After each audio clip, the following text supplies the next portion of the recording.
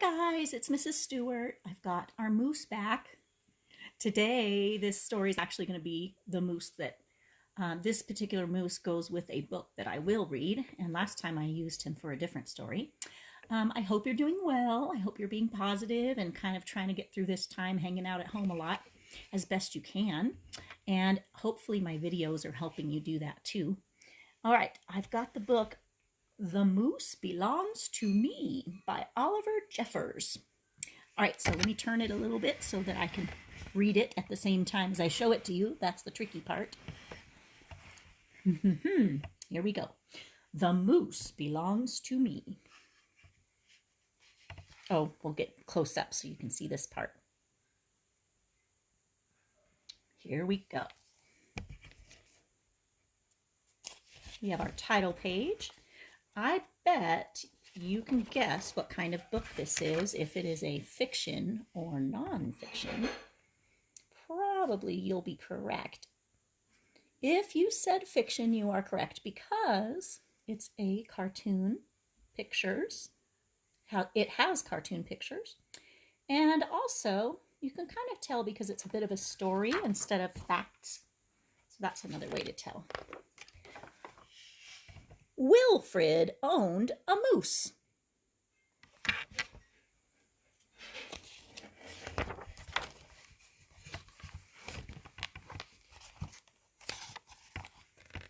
He hadn't always owned a moose. The moose came to him a while ago, and he knew, just knew, that it was meant to be his. Aw, look at this.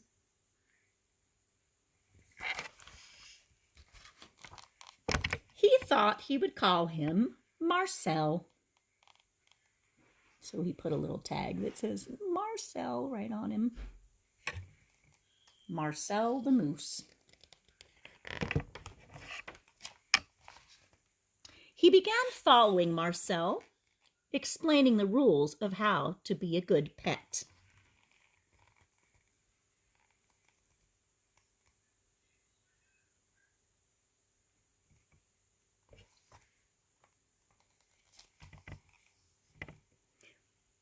Much of the time, it seemed as though the moose wasn't listening, but Wilfred knew he was, mostly because he followed Rule 4 very well, not making too much noise while Wilfred plays his record collection.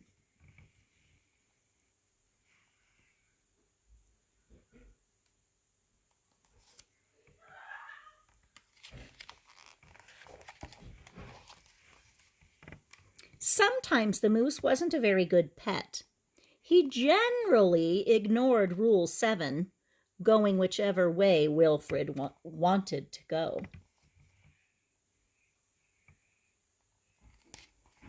I think it would be hard to make a moose go where you wanted. The moose had a very good sense of direction, and Wilfred did not. And because the moose was particularly poor on rule number 7, subsection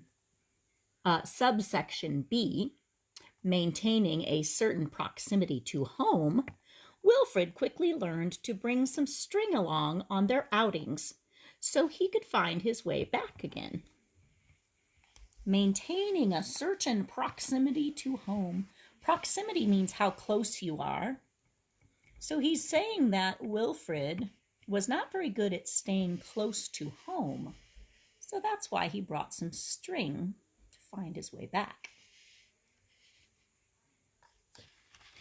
Maintaining means keeping, so he was not keeping close to home.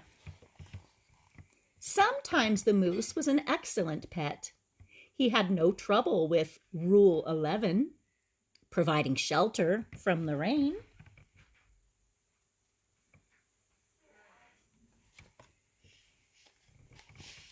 Or Rule 16, knocking down things that are out of Wilfred's reach. He told him, "Good work."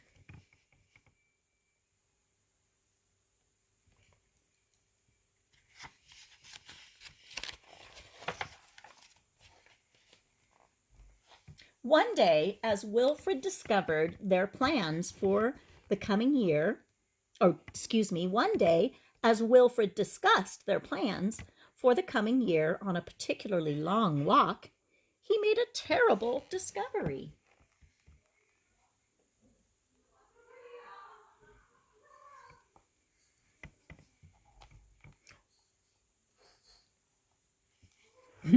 I can see their plans would be very interesting to go over this waterfall. I don't know if that could happen, but that looks like what their plans were, they were discussing.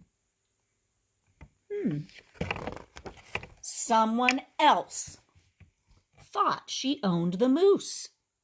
Rodrigo, you're back!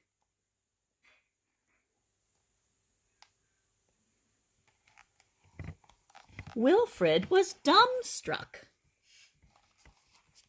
What do you think dumbstruck is? Think about, it's a compound word. Struck means to be hit. Dumb.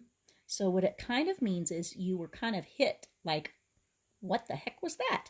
I can't believe it. So he could not believe that this other woman thought that she owned this moose. This moose was Marcel, not Rodrigo. The old lady was mistaken, and Wilfred thought it only proper that he correct her. This moose belongs to me, he explained.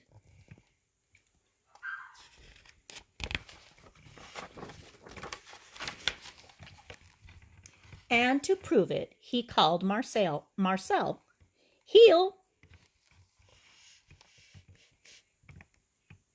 But the moose did not respond.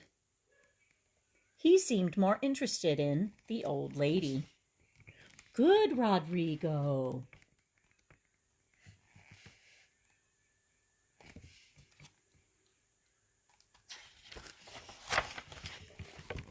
Fine. Embarrassed and enraged, Wilfred rushed off for home. Enraged. I know what rage is. So if he was enraged, it's an adjective describing him. He had rage, so he's described as enraged or being angry or upset. But in his haste and miles from anywhere, he tripped over his string and got tangled up.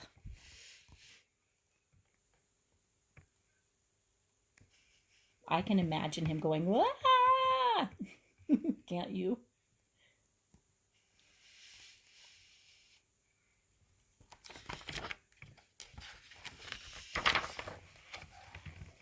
And there he lay.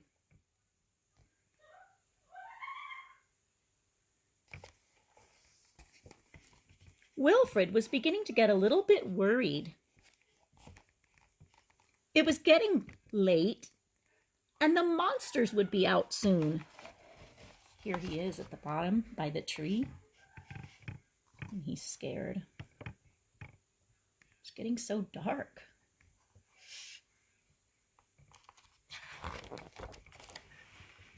He had just ruled out the last of his options.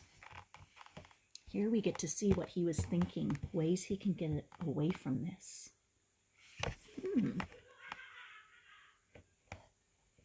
These are some funny ways, but he's probably not going to be able to do these things unless he had some of the tools he needed.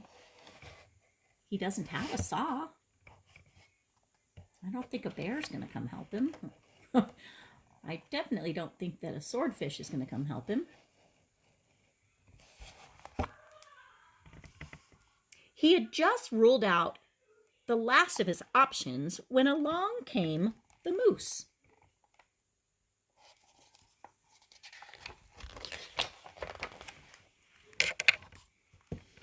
And performed Rule 73 brilliantly, rescuing your owner from a perilous situation. What do you think perilous means? Yeah, if you said it was a horrible or rotten situation or really bad situation? You're correct. Let's see how he rescued him. It looks like he got him with his antler. Oh, and he got an apple while he was at it. I think that's so funny because I'm wondering if there was a reason he was helping him.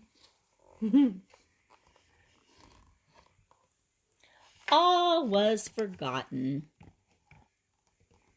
And perhaps Wilfred admitted he'd never really owned the moose anyway. We kind of figured out that, oh boy, it was just the apple. The moose always wanted those darn apples.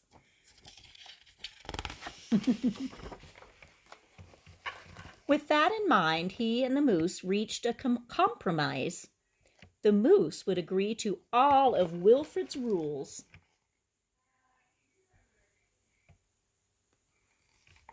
And I don't know if you remember what compromise means, but you do give and take. You each give something, so the other one takes something, and you kind of decide how you're going to each win in the situation. It's like think, win, win.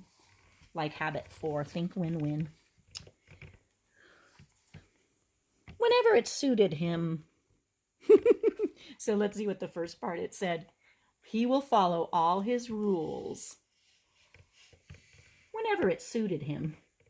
That means basically, well, the moose is going to do what Wilfred wants whenever he feels like it.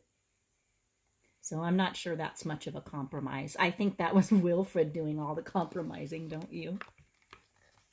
There he is. Because a moose is going to do what a moose wants to do. I think these pictures are amazing. I could never draw a mountain like that. That's really cool. Well, maybe I could. Maybe I could learn one day, but right now I cannot draw a mountain that fabulous. And here's the last page. Dominic, you're back, and you brought me an apple. That's my favorite part because now someone else thinks he owns the moose. This moose has 3 names.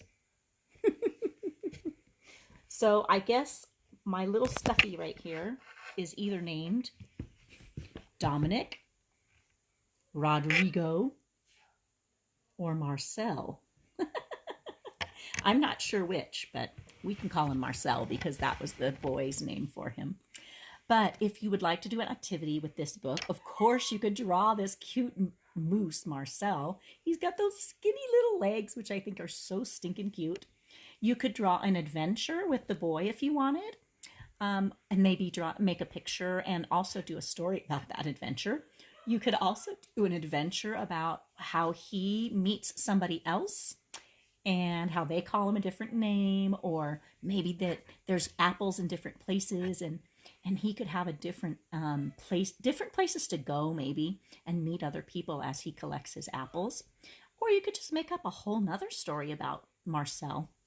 And don't forget your adjectives, describing words, describe what he's like. His legs, they're skinny. His legs are wobbly. I'm not sure. You could say lots of things about these skinny, little, thin, spindly legs. Bony. You could call them all different things. But remember those adjectives in your story. I hope you're all doing well, and I will see you next time. Bye-bye, everyone.